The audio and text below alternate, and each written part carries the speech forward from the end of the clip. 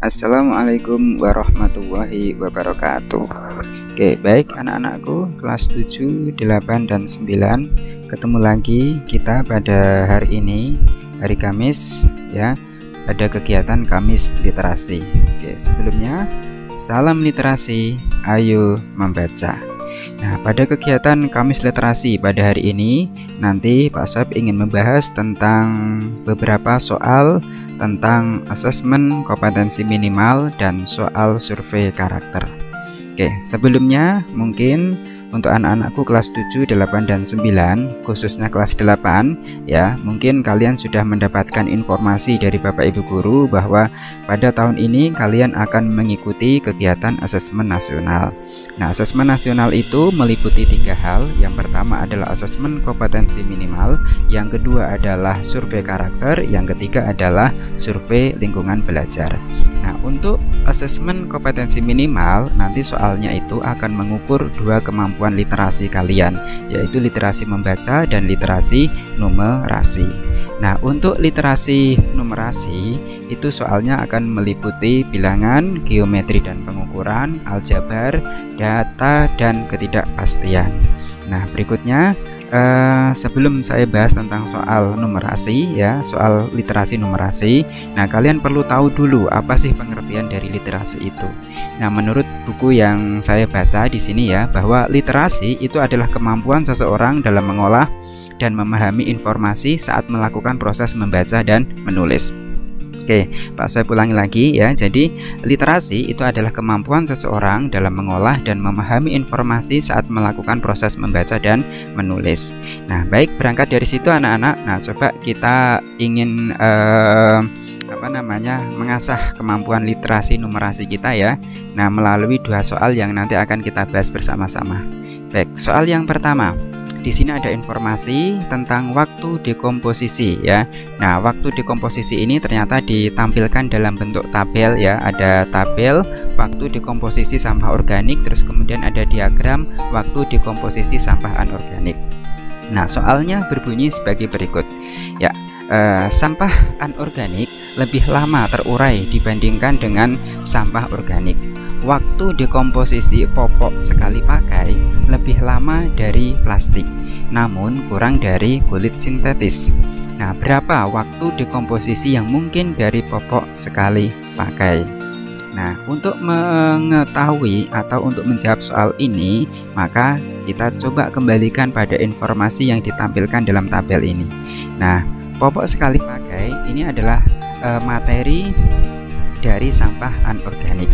Nah, sebelumnya kita baca dulu informasinya ya, bahwa setiap material sampah akan mengalami penguraian.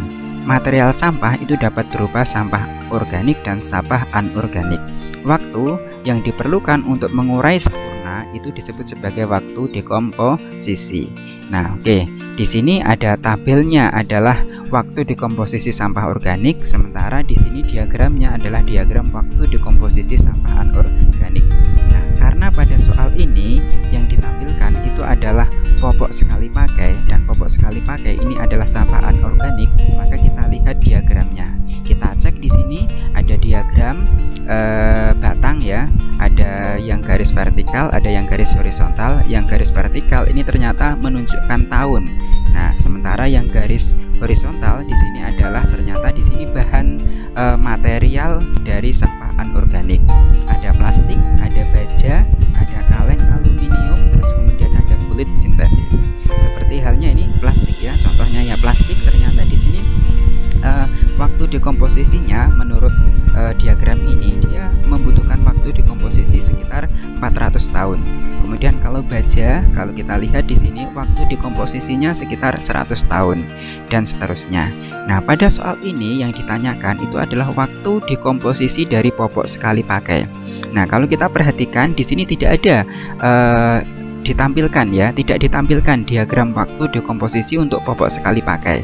Nah, tapi ada petunjuk yang diberikan di dalam soal ini. Petunjuknya itu adalah satu, yang pertama bahwa waktu dekomposisi popok sekali pakai itu lebih lama dari plastik. Nah, kalau lebih lama dari plastik berarti dia lebih dari 400 tahun.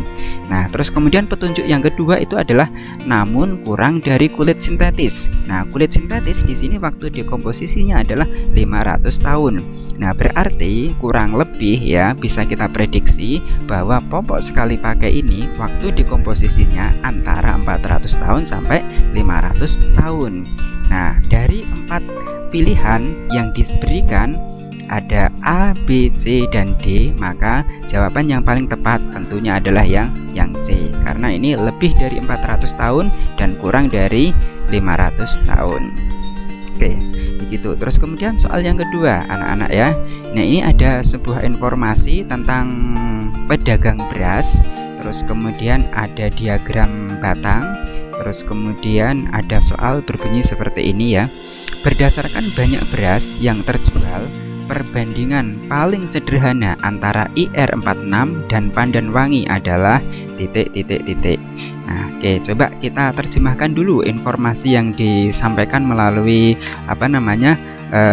diagram yang ada di sini. Nah, di sini ada seorang pemilik toko beras akan membeli beras untuk persediaan barang pada bulan berikutnya. Penjualan beras untuk bulan Agustus diperkirakan sama dengan penjualan bulan Juli.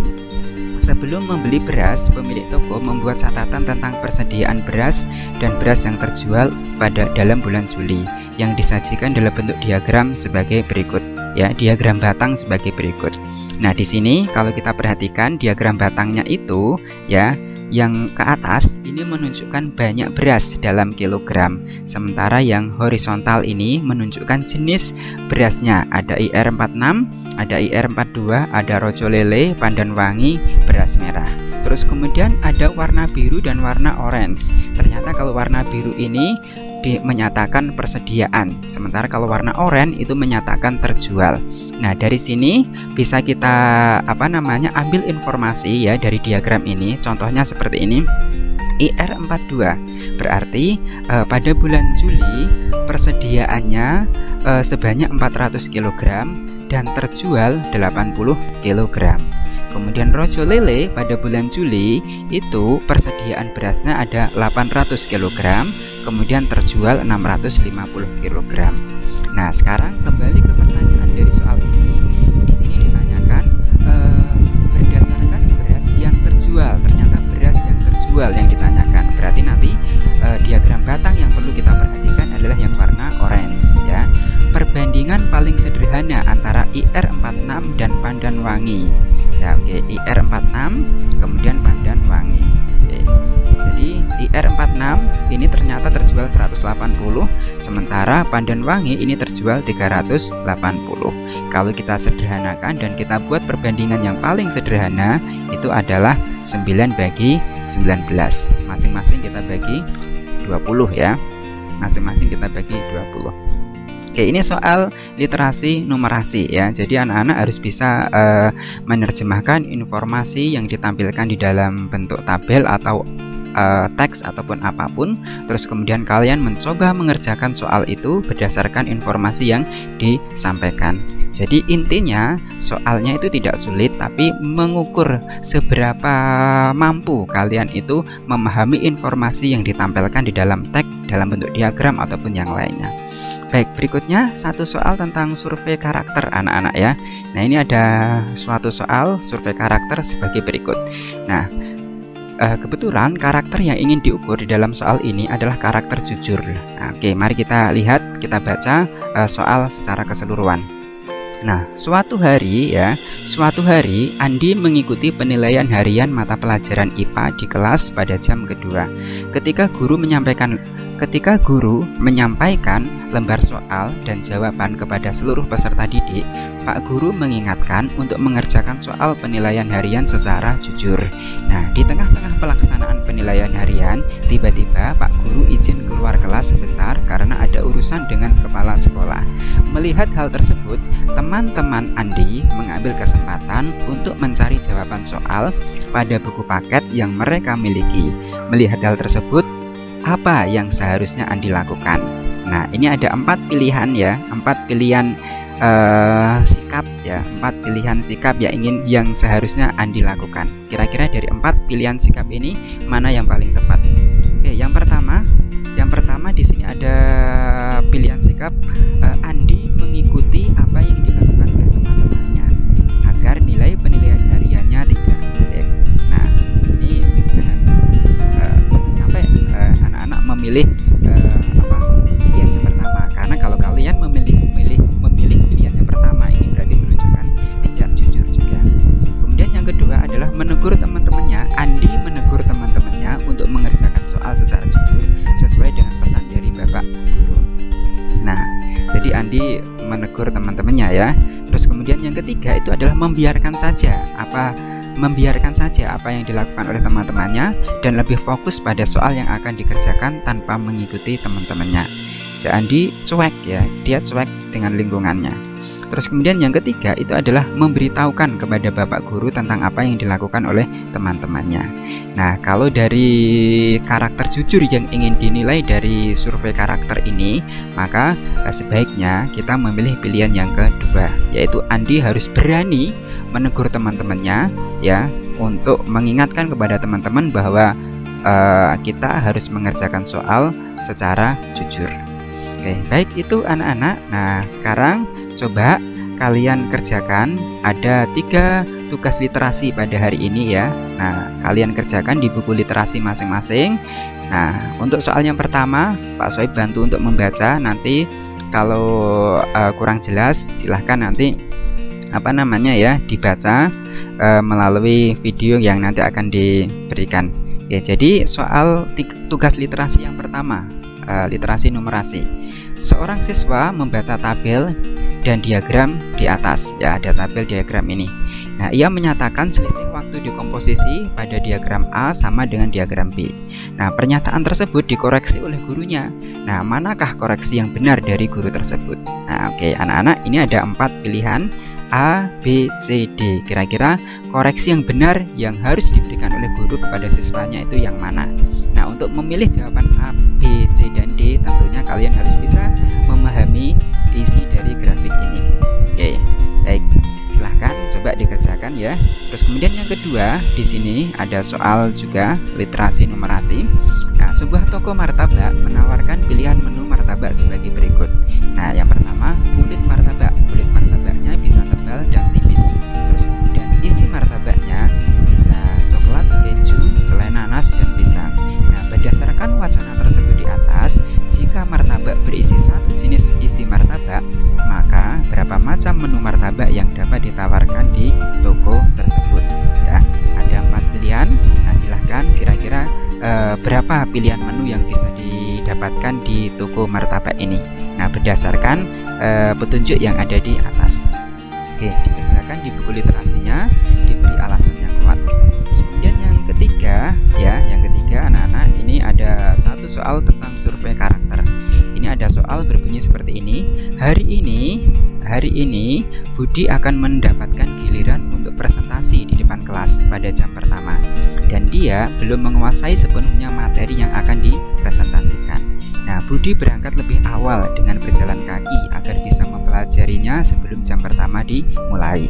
Namun dalam perjalanan, ia melewati kerumunan orang yang sedang berusaha memindahkan batang pohon yang tumbang yang menghalangi jalan. Nah, sebaiknya apa yang sebaiknya harus dilakukan? Nah, ini ada 4 pilihan ya, A, B, C, D. Pilihan yang pertama, melanjutkan perjalanan karena ia harus mempelajari materi sebelum masuk kelas. Yang kedua, ikut memindahkan batang pohon tersebut namun dengan memperhatikan waktu agar dia tetap memiliki waktu untuk mempelajari materi sebelum masuk kelas. Yang ketiga adalah mengamati terlebih dahulu apakah sudah cukup orang untuk memindahkan batang pohon tersebut sehingga ia dapat melanjutkan pergi ke sekolah. Yang keempat adalah menelpon dinas pertamanan agar segera dapat menyelesaikannya. Nah, kira-kira dari 4 pilihan ini mana menurut kamu yang sebaiknya harus dilakukan oleh Budi? Nah, beri alasan yang kuat, silahkan ditulis di dalam buku literasinya masing-masing. Baik, itu anak-anak ya kegiatan literasi pada hari ini. Oke, tetap semangat, salam literasi, ayo membaca.